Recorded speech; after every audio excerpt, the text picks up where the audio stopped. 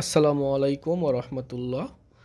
চালের মূল্য 25% বৃদ্ধি পেলে এক ব্যক্তি চালের ব্যবহার এমনভাবে কমালেন যেন তার ব্যয় অপরিবর্তিত অবস্থায় থাকে।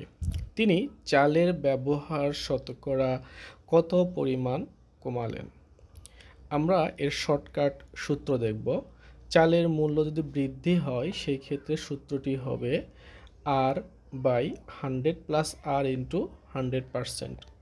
আবারও মনে করি আমরা যে বৃদ্ধি পেলে 100 প্লাস R হবে। এখানে R এর ভ্যালু 25%। সুতরাং আমরা সূত্রে অ্যাপ্লাই করতে পারি 25/100 প্লাস 25 ইন্টু 100%। কাটাকাটি করলে উত্তর আসবে 20%, উত্তর 20%। পরবর্তী ম্যাথ করব আমরা।